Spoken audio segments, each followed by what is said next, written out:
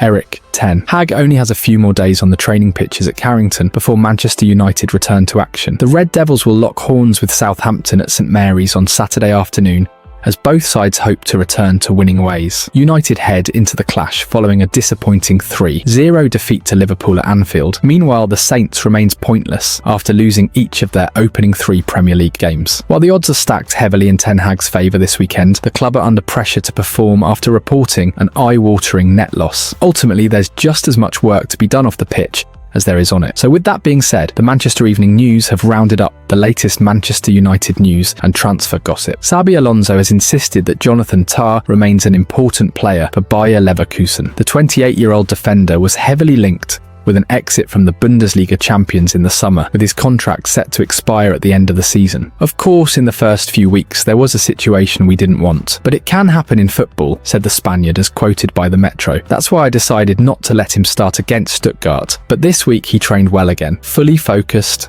His mind was here. At the moment, there is no other news, so he remains in my plan as an important player and leader. According to German publication Sport Bild, Leverkusen will launch one final bid to secure Tuck down to a new deal. However, they have grown increasingly resigned to losing the defender in the summer. The Manchester Evening News says Manchester United should definitely keep tabs on this situation. Jonathan Tah could be a really smart signing in the summer if he sees out his contract. Cristiano Ronaldo has told Ineos they must rebuild everything at Manchester United. Speaking on the Rio Ferdinand Presents podcast, the Red Devils legend said, "As I told you, Manchester, they need to rebuild everything, in my opinion. The coach, they say they cannot compete to win the league and Champions League. Manchester United coach, you cannot say that you're not going to fight to win the league or Champions League. You have to be to mentally say, listen, maybe we don't have that potential, but I cannot say that. We're going to try. You have to try," added Ronaldo. This club needs time to rebuild because it's still one of the best clubs in the world, but they need to change. They understand that. This is the only way. The Manchester Evening News says Cristiano Ronaldo has hit the nail on the head, and the sooner Sir Jim Ratcliffe realises, the better. Sometimes the truth hurts, unfortunately. Gareth Southgate has admitted he is in no rush to return to management. The former England boss was heavily linked with the Manchester United job before Erik Ten Hag extended his contract at Old Trafford. "I've got lots of opportunities. I'm very open-minded to what's next," Southgate told Sky Sports. "That might be in football. That might be outside of football. I'm just going to take some time, refresh, recharge and go from there. I think at the moment people know that I need to get my energy back. I am intent on enjoying my life. I'm not going to rush into anything. I want to make sure that I make good decisions. There are lots of different experiences that I am enjoying. I've got some charities that I want to support that are very important to me." The Manchester Evening News says Manchester United should not consider appointing Gareth Southgate as the next head coach. The Red Devils will need to be more ambitious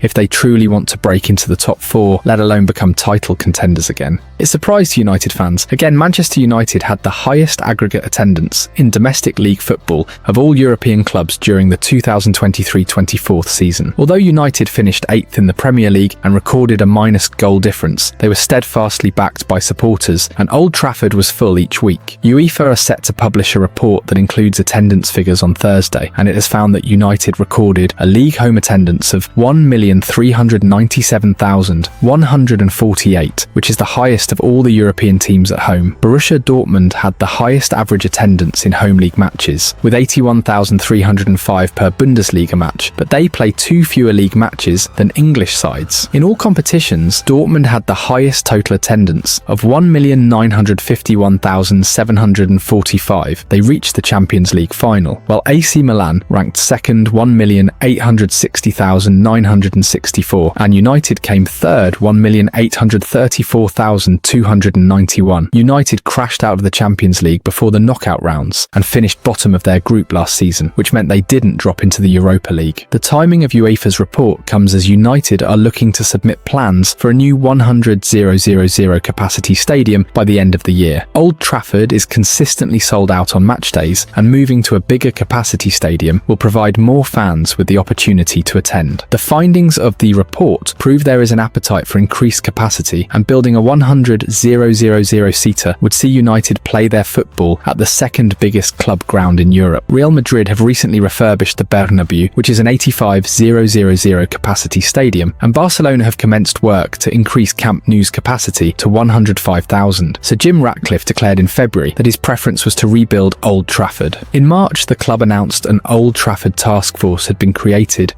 and it took that panel of 14 members just a handful of meetings to agree with Ratcliffe's assessment that a new build is the logical proposal to regenerate Old Trafford and its surrounding area. If Ratcliffe gets his way and all stakeholders agree to rebuild Old Trafford on the same site as expected, the earliest date work could begin might be the summer of 2025. That would also be seen as moving fast, considering the 71-year-old became co-owner of the club in February. Early estimations suggest a new rebuild of Old Trafford would cost around £2 billion, with roughly 3 years needed to complete a world-class stadium. For example, Tottenham left White Hart Lane in 2016, spent nearly 3 seasons at Wembley, then moved to their new 61,000-seater venue in early 2019.